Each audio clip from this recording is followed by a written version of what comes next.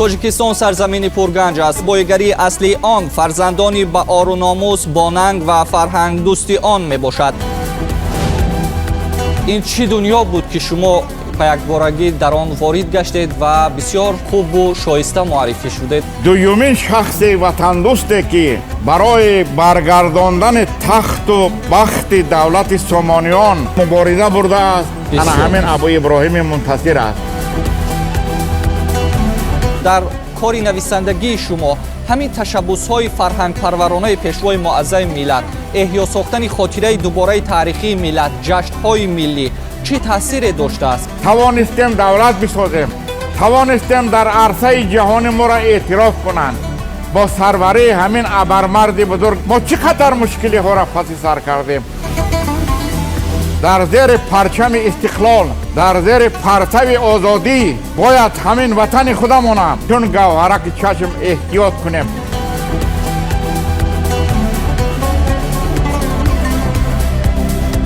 тоҷикистон сарзамини пурганҷ аст, вале боигарии асли он фарзандони ба ору номус, бонанг ва фарҳангдӯсти он мебошад. таъкид медоранд пешвои муаззами миллат муҳтарам эмомалӣ раҳмон. имрӯз мо дар барномаи ҷавҳар атрофи заҳматҳои шахсияте сухан хоҳем гуфт ки воқеан ҳам аз зумраи фарзандони ба нангу номус ва фарҳангпарвари тоҷикистони азиз мебошанд. муаллифи чандин асарҳои бадеӣ, романҳои пурхонандаи таърихӣ ва драмаҳои пурмазмун, нависандаи халқии тоҷикистон, корманди шоистаи тоҷикистон, дорандаи ҷоизаи ба номи абу абдуллоҳ рӯдакӣ ва чандин дигар медалу ифтихорномаҳои сатҳи баланд, нависандаи хушном Бароти Абдураҳмон. Хуш омадед. роману драмаҳое ки бо қалами шумо эҷод шудааст, бо тахаyyулоти рангини шумо рӯи кор омадааст, бо назокат, зебоӣ ва ҳадафмандона нигоштаҳое ки такя ба таърихи пурғановати ин миллат дорад, бештар дар миёни хонандагон маҳбубият дорад. ин чӣ дунё буд ки шумо ба якборагӣ дар он ворид гаштед ва бисёр хубу шоиста муаррифӣ шудеду муваффақ низ гаштед? аслан ман аз хурдӣ як модари зебое доштам ки афсонагӯ буд ва афсонаҳои бисёр ширин мегуфт.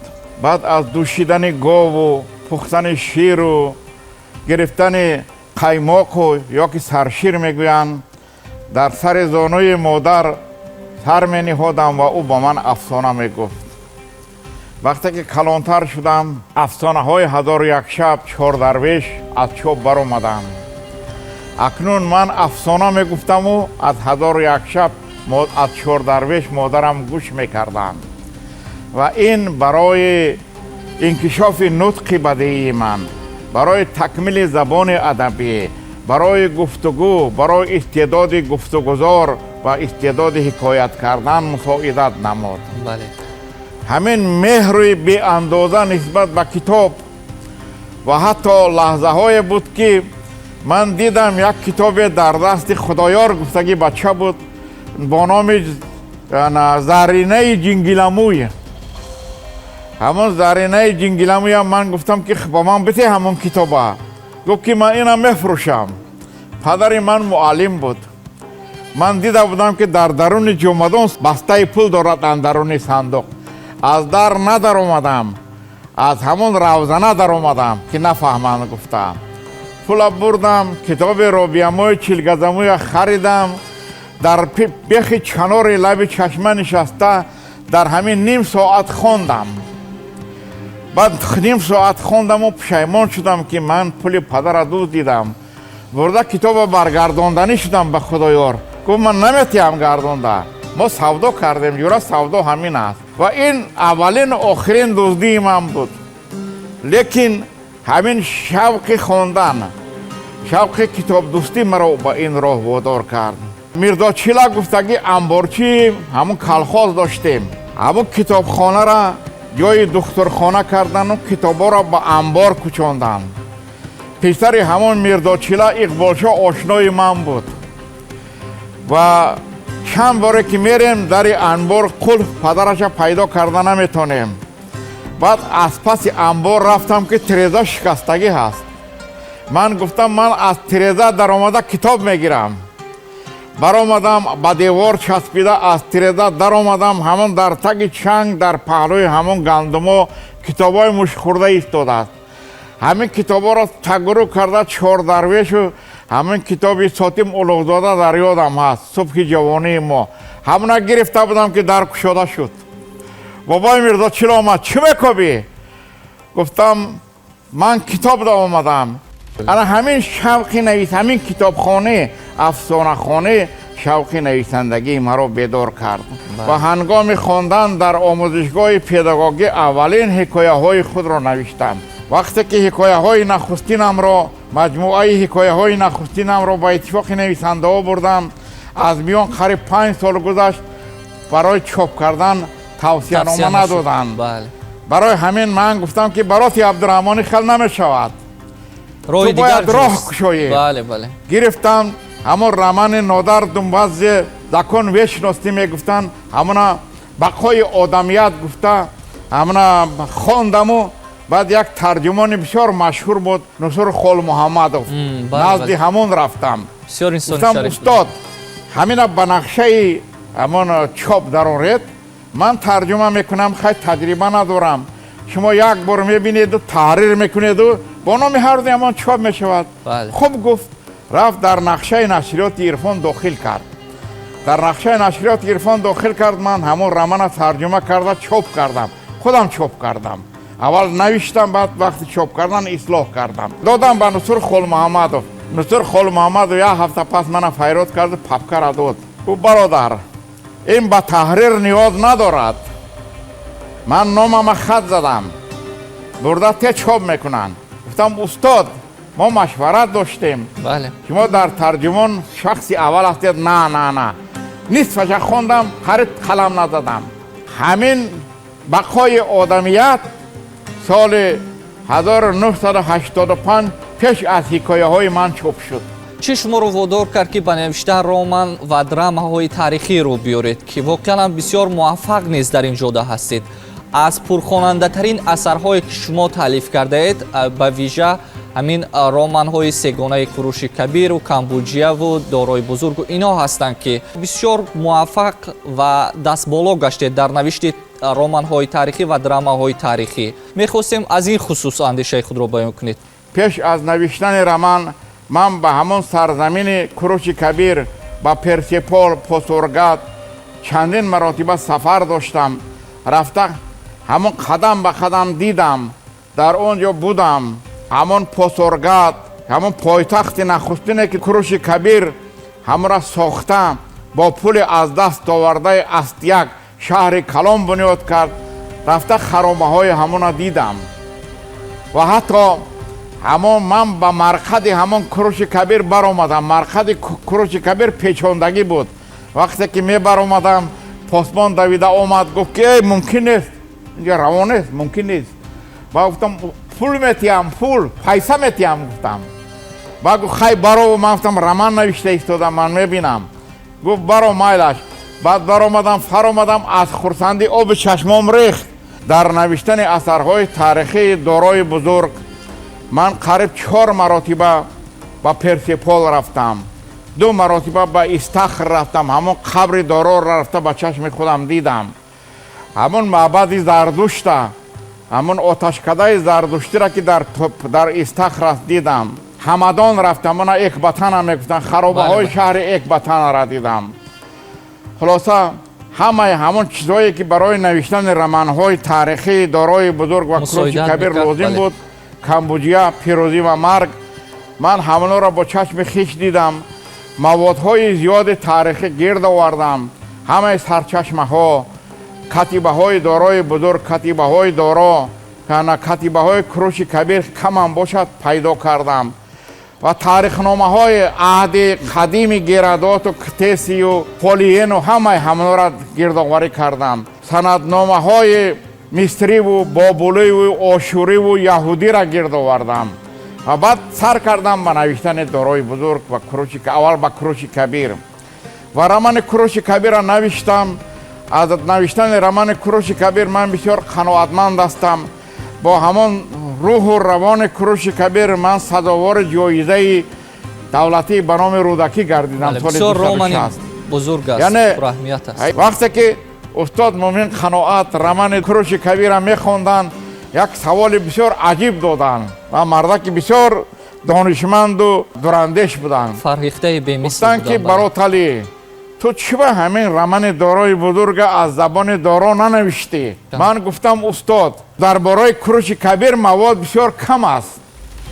همه چند کتیبه مانده است و اعلامیه اش مانده است. بله. اگر گفتم وقتی دارای بزرگ می نویسم در اساس کتیبه هایش می نویسم. بله. و در همین رمان دارای بزرگ من 55 کتیبه همون دارای بزرگ ضمیمه کردم. سال شماری خخامنشی را ضمیمه کردم. سال شماری زردشتی را ضمیمه کردم. پادشاهان خخامنشی را ضمیمه کردم. یعنی که بگذار که خواننده ها مثلا آشنا باشند. بس سالنامه ها و سندنامه ها را همراه کردم. بله. برای تا که به خواننده آسان شود. با تاریخ نگاری رو آوردنم هدفمندانه هست. میخواهم همون شخصیت های مشهور گذشته، شخصیت هایی که در تاریخ نام و نشان و موقع پاینده دارند همون را به خواننده ها شناس نمایم. ببینید که همین دولت خخامنشیان بزرگترین امپریا بود. بله بزرگترین امپریای عهد قدیم بود که اینا گرد ده ها شرقشناسای غرب چطوریش کرده اند. بشوفا. و حتی از آنها عبرت گرفته اند و همین گونه امپریا دیگر ساخته نشد. اینها 22 ولایت ساختند که هر ولایتش یک دولت بود. مثلا دولت بابل یک ولایت بود. دولت مصر یک ولایت بود. 22 ولایت ساختند. در همین هیئت همینا سوخت دولت سوخت، یعنی گوییم تطرپی سوخت، تطرپی بختر، تطرپی خوارزم وارد بودند که سرزمین ما بود بی‌واسطه. بله بله. برای همین من همینا را نوشتم. خیلی این اگر از یک طرف شوق جستجو باشد کار نهایت وزنین است. در نوشتن همین رمان دارای بزرگ که از زبان دارا می رود، از زبان دارا تفکر دارا، اندیشه دارا را روی ورق آوردن، همون واژه های زبان دارا را با خواننده امروز فهمودار کردن بسیار دشوار است. خیلی لکن شکرانه که کار به پایان رسید. ما امروز در مرحله به قول معرفی 2 اثر تاریخی شما باز روبرو هستیم. بعد از پاش خوردن امپریای ساسانیان برای ما یک امپریای بسیار مقتدر دیگر که اساس دولت ملی ما را در عصر باستان پایه‌گذاری کرد، زبان ما را رشد داد، فرهنگ ما را بسیار در سطح عالی‌جناب پایه‌گذاری کرد. شاعرانی که در اون زمان تاثیرگذاری به زبان ما کردند از جمله ابو عبدالله رودکی سردفتر ادبیات تاجیک و فارس، رابعه بلخی و بعداً فردوسی و سینا در این محیط بزرگ سامانیان رشد کردند. کاری ضروری بود که شما باید می‌نویسید یک اثر تاریخی دیگر با همون شیوه زیبای نگاریش اطراف اسماعیل سامانی و واپسین شاه سامانی امیر منتصر که واقعا بسیار خائنانه به قتل رسید. می‌خواستیم اطراف 2 اثری که اکنون روی چاپ آمده است و خوشبختانه در برنامه ما به قول معرفی یا رونمایی می‌شود اندیشه خود را بیان کنید. نوشتن رمان اسماعیل سامانی بر وقت در دل من بیدار شد. یاد دارم که سال 1996 یک دستور شد از طرف جناب عالی که همین علما را جمع کنید، علمای تاریخ شناس و فیلسوف، و ما همین جشن اسماعیل سامانی و خاندان سامانیان را پیشواز میگیریم. همون جسارت همون مردک، بیباکی همون مردک یک تکان شد برای من. های در همون دوره که نان نمی رسید، مثلا مردم پریشان بودن، در همون دوره مثلا پیشواز گرفتن همین جشن اسماعیل سامانی و خاندان سامانیان برای بسیاری ها یک واقعه مثلا غیر عادی می نمود و خوشبختانه همون جشن گذشت. من مواد جمع کردم در برای اسماعیل سامانی. یک بار رو آوردم، اثر نبرآمد. دوم بار کنارمان کردن شدم. کنارمان قریب یک 50 صفحه نوشتم، با خفا گشتم. با دوم بار رو آوردم، گفتم برات عبدالرحمن تو اگر اسماعیل سامانی را نوشتنی باشی یک چیز بنویس که نو باشد. بله. و نهایت به همین اندیشه آمدم که اسماعیل سامانی دولت ساخت، یک امپریای بزرگ ساخت. سبک زیبای در اطراف دولتداری رو اسماعیل پدید سامانی کی بود؟ این طرفتر غزنوی ها بودن، از اون طرف خرخانی ها بودن، اطراف همه پیچاندگی بود. امروز ما چی حال داریم؟ تو نویس که ما چخل به دولتداری نوین رسیدیم، چخل مبارزه ها بود، چخل پیکار ها بود، چخل ناامیدی ها بود، چخل مثلا همین ما توانستیم قامت راست کنیم، توانستیم دولت بسازیم، توانستیم در عرصه جهان ما را اعتراف کنند. با سروری همین ابرمرد بزرگ امام علی رحمان ما چقدر مشکلی ها را پس سر کردیم. تو توان همین نویس. بله. و من دو خط تصویر در همین رمان اسماعیل سامانی پیش گرفتم. خط تصویر 1100 سال پیش و خط تصویر سالهای 90. البته خط تصویر سالهای 90 تا کشادن همون هیکل اسماعیل سامانی فرا میرسد و در همین جا مبارزه و تلاش پیکارهای دو دوره را آوردم تا اندازه توانسته باشم، چون که این تاریخنامه دو دوره هست، تاریخنامه ملت است. برای گذاشتن مواد اسماعیل سامانی اگر خطا نکنم من 5-6 مرتبه سفر کردم، از همین چارجوی سر کرده، آمل سر کرده تا گرگان و تا تبرستان و یعنی که در نوشتن رمان اسماعیل سامانی من قدم به قدم گشتم. حتی همون زم گفتگی شهر است رفته دیدم، گفتم که اینجا یک گذرگاه دیگر بود، تاکسیس گفت در پایان است همون گذرگاه. رفتم دیدم بیگاه بود، بعد گفت که همینجا یک مقبره هست. گفت من نفهمیدم که اون مقبره ابو ابراهیم منتصر بوده است. من ندر آمدم، حاضر هم افسوس میخورم. گفت که همینجا یک آدمی بزرگ خوب است. گفت همون اینا گفت علمدار میگویند. بله به علمدار میگویند. یک حادثه بسیار یعنی که من همون مقبره را از دور دیدم، شام بود و یک نمود عجیب داشت، یک نمود بسیار ناتکرار دارد. دو خبط است مقبره‌اش، دو خبط است، خبط پایانیش کلانتر، پای دیوارش خبط دویم دارد، بعد همون بامپوشش کلاهچک است، گرتر همون چنانه که شما گفتید. من رمانی و پاتیم پادشاه سامانی ابو ابراهیم منتصر را نوشتم.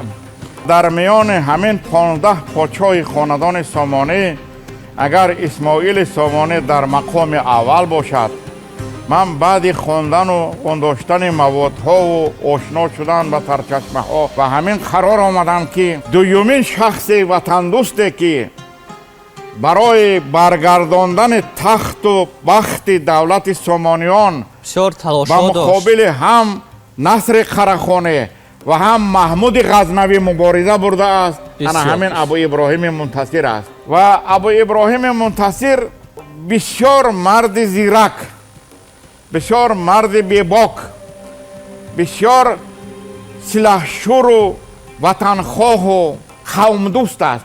4 ماه پادشاهی کردگی است. در سن 25 سالگی بر اثر خیانت 2 بار 3 بار خیانتی همصفای خاندان سامانی را دید. همون آخرین خیانت سرخک سامانی هست.